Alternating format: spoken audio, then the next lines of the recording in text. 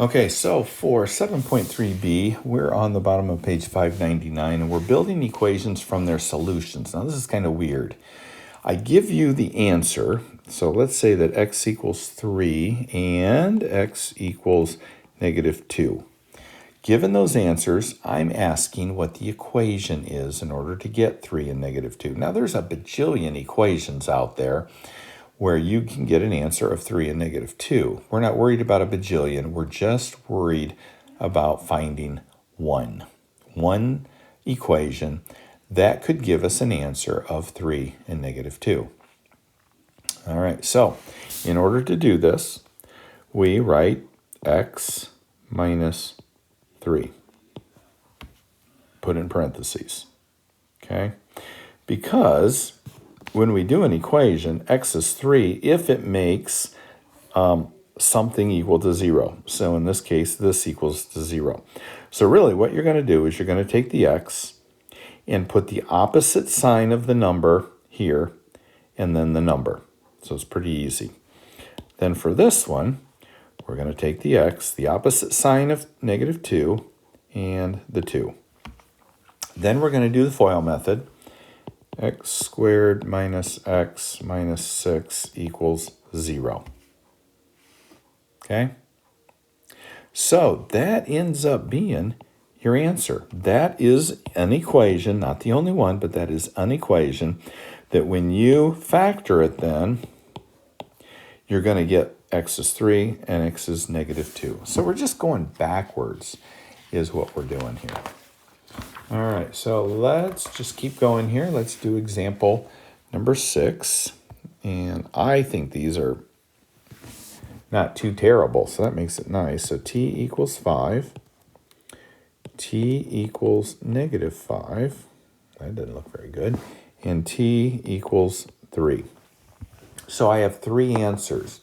So that means that my equation, when I write it, is going to have an exponent of 3 in it, because remember, the highest exponent tells you how many answers you're going to get. So that kind of helps. So if t equals 5, we're going to write t, opposite of 5, and then our 5. T, opposite of negative 5. T, opposite of 3. Okay, and we get that. Now when we multiply all of that, we end up with t. So you do the FOIL method basically twice. You multiply these two, and then that answer you multiply times that. And I think we've done that enough that you should be able to remember how to do that. And combine like terms, and you get an equation that looks like that. Now remember, the equation is what we're looking for, so you've got to have it equal to 0. And golly, that's pretty much it. Okay, so let's look at example 7, and this is a little trickier because it does have fractions, but the format is exactly the same.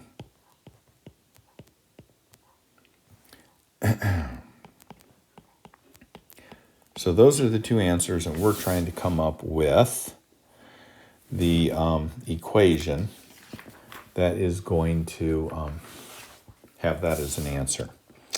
All right, so we've got x equals negative 2/3.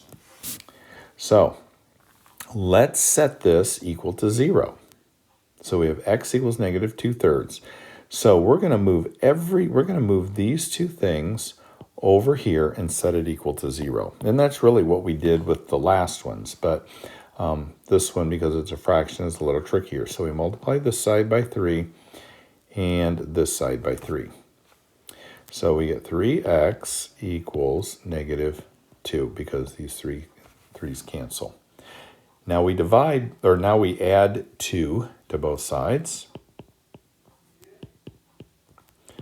3x plus 2 equals 0. Okay, so what we ended up doing is set this x equals negative 2/3 to 0. We just moved everything over to this side and set it equal to 0. Notice we did not just add 2/3. We didn't just go x plus 2/3 equals 0. That doesn't really help us at all. We're trying to get rid of the fractions. So if you follow it this way, you'll end up with no fractions. Let's do the same thing over here. We're going to do multiply both sides by 5. So 5x equals 4. Now we're going to subtract 4 from both sides so that that equals 0.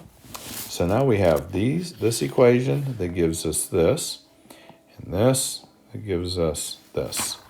So now all we have to do is put these two together.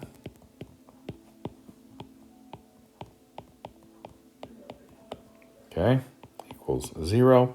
And then you're going to do the FOIL. So the first, outside, inside,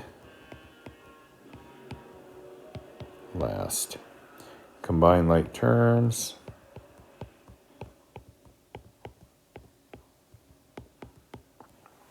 Okay?